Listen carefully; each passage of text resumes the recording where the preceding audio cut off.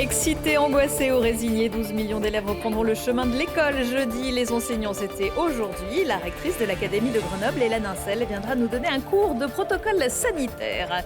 Martelage, tronçonnage, abattage, ébranchage, débardage, vous saurez tout grâce à des professionnels forestiers qui participent tout l'été à l'opération Vie ma vie de bûcheron au cœur des forêts d'Auvergne-Rhône-Alpes. Et puis une nouvelle médaille paralympique pour l'Isérois Florent Joigny.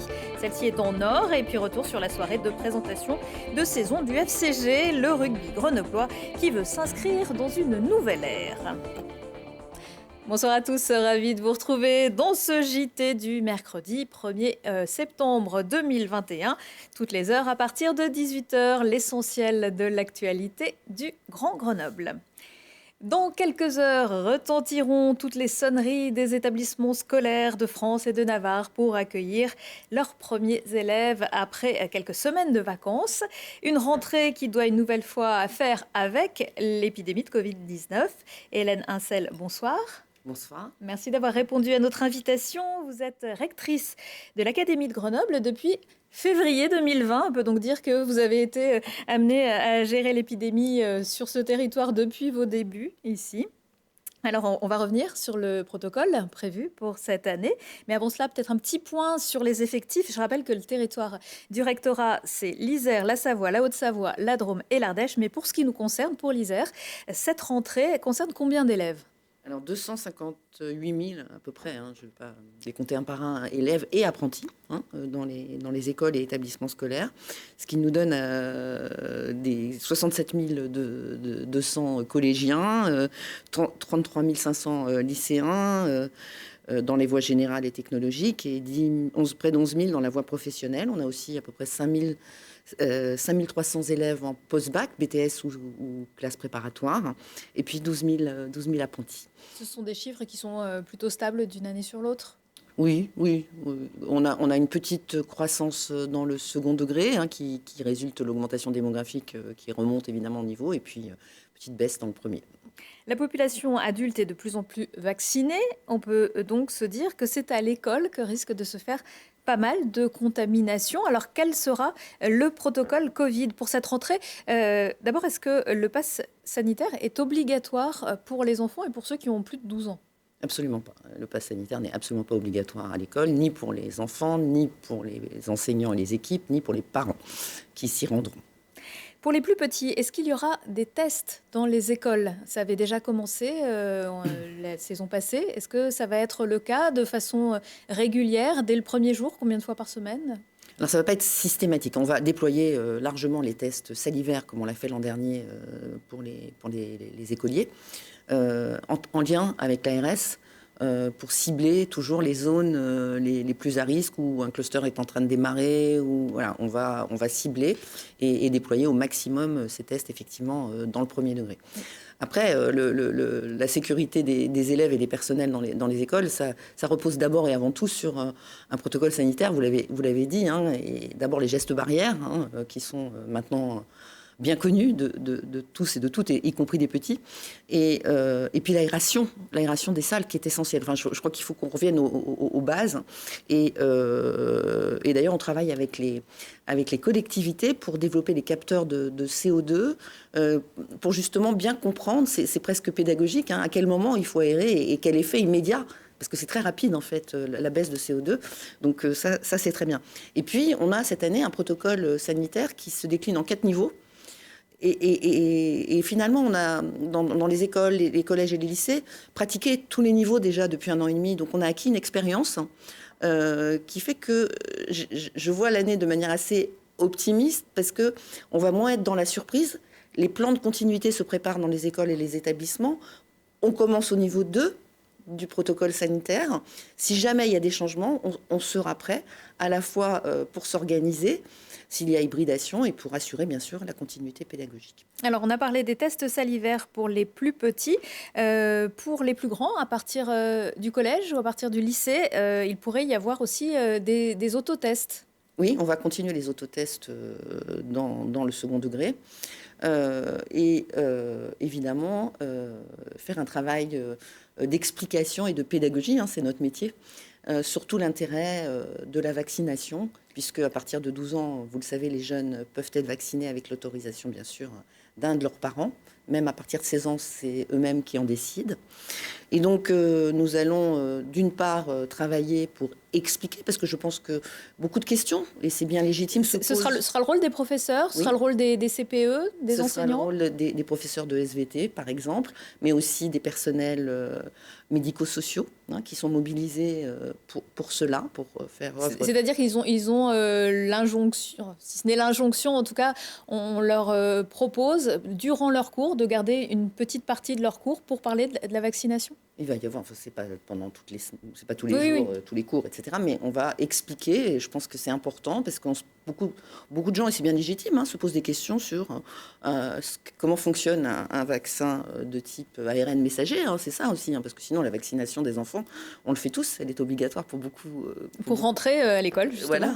Donc là, si vous voulez, effectivement, c'est un nouveau type de vaccin, et les gens peuvent être inquiets. Il faut juste qu'on explique. Enfin, c'est des sciences, c'est important de savoir. Et puis aussi de savoir à quoi sert la vaccination, comment elle protège collectivement, nous protège collectivement, en tout cas des formes les plus graves du Covid. Et si on veut avoir une année la plus normale possible dans les établissements. Alors, on est très optimiste d'ailleurs, parce que dans l'Isère, par exemple, on est à 60% déjà de la population des 12-18 vaccinés, donc avant la rentrée. Et puis on travaille avec l'ARS et les préfectures pour déployer, pour les parents qui le souhaitent bien sûr, la vaccination dans les établissements scolaires ou à proximité. Donc à compter du 30 septembre, il faudra que les plus de 12 ans puissent avoir un pass sanitaire lorsqu'ils font une sortie scolaire, par exemple ? Alors, là, le droit commun s'applique, ce qui est pas de passe sanitaire à l'école, d'accord, mais hors de l'école, évidemment, le droit commun s'applique. Et donc, dans les endroits où il faut des passes sanitaires, eh bien, il faudra des passes sanitaires. Pour autant, si ces endroits sont privatisés pour l'école, je pense aux gymnases, je pense aux piscines, peut-être même certains musées, il peut y avoir des sorties scolaires qui sont privées. À ce moment-là, le pass sanitaire n'est pas nécessaire. On va faire un petit point à présent, si vous le voulez bien, sur la laïcité, un thème qui sera important cette année, qui a pris plus d'ampleur depuis l'assassinat de Samuel Paty, un enseignant. Et il y a eu le temps des hommages. Maintenant, le temps, c'est à l'apprentissage, la compréhension auprès des enseignants à l'école, au collège, au lycée. À partir de quel âge ? Alors, la laïcité, on peut l'aborder à tous les âges, évidemment pas de la même manière. Donc ça, c'est tout le travail du pédagogue que de s'adapter au niveau de l'élève. Donc c'est à tous les niveaux que ça s'enseigne. On a un plan de formation global, parce que ça fait longtemps qu'il y a des formations à la laïcité.